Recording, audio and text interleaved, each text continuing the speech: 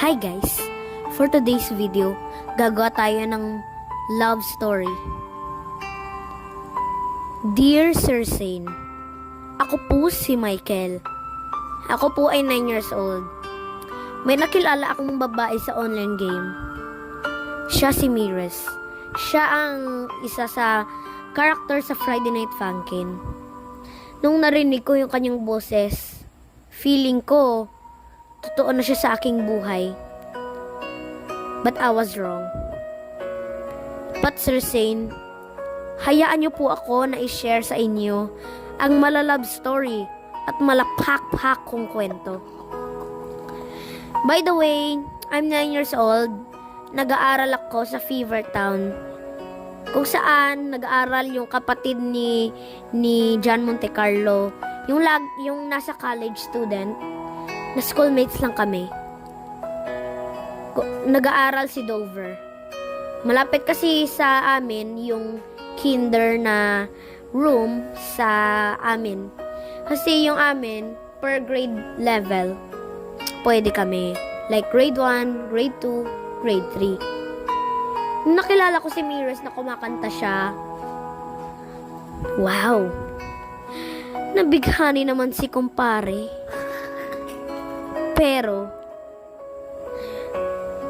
nung narinig ko siya na kumakanta, naghahagulgol ako mag-isa sa kwarto. Kasi gusto ko magpakita siya sa akin in real life. Pero, ayun na nga. May nagtanong sa akin kung ano daw mukha ng girlfriend ko. Mukhang bata. Mukhang maganda na parang malakatri yung nag-gray yung mukha. Pero, nagsabay ako na nag-acting ako na pupunta ako sa kanyang bahay na sa may Sapa. Doon sa may barangay Walis Tambo. Doon nakatira si Mires. Tsaka doon din yung bahay ni Kia. Si Kia yung first girlfriend ko, pero sabi daw ni Kia, study first daw. Kaya naghanap na lang ako ng iba. Si Mires. But I realized na bigla na ako tinatakbuhan kasi nahihiya pala sa akin. Wow! At habang ako'y tinatakbuhan, nahulog yung kanyang lapis sa may sapa at buti pinulot ko. At binilhan ko na lang siya ng bago. Kasi may exam daw siya. At si girlfriend ang kanyang anak. Kasi alam nyo, yung nanay na yan, isip bata yan. Tsaka, alam nyo, yung kanyang nanay ay nakatipalok na, di ba na-remember yung kwento ko dati po, Sir Zane, na si Lola Pasita. Hindi siya makakalakad, kaya naka-wheelchair na lang. Tsaka naglalaro ng Nintendo Switch. Wow, Lola talaga naglalaro. At si Mires naman, tuwing nagsasabi ng malungkot na catchphrase, "Hi!" Lumalapit yung ang alaga ni Kiyang ibon na si Cody, tsaka si Batty the Butterfly. Alaga din yan eh. Tsaka pati yung aso naming si Coco, yung alaga ni Jace. So, nagkita na nga kami sa bahay.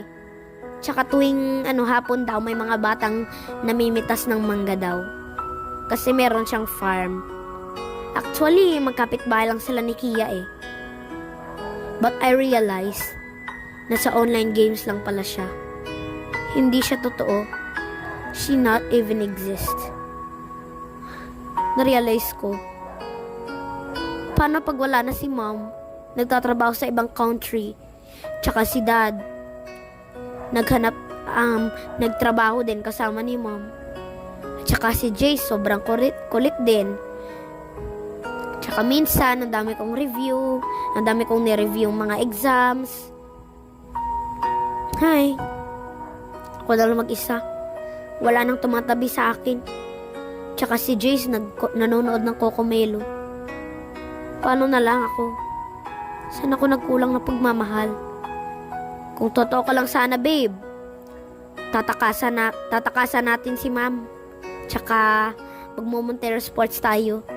Tapos, pag si ma'am ay nagsabi na, saan ka pupuntang bata ka? Sasagutin ko, nag-date lang po kami. Tapos, pagkagaling namin sa date, imbes na magalit si ma'am, nagluto siya ng spaghetti, mahablangka, at kung ano-ano mga pagkain na paborito niya. Pero na-realize ko, hindi siya kumakain kasi online games lang siya. Malungkot ang beshi niyo. So, thanks for listening my story and follow for more. Babush!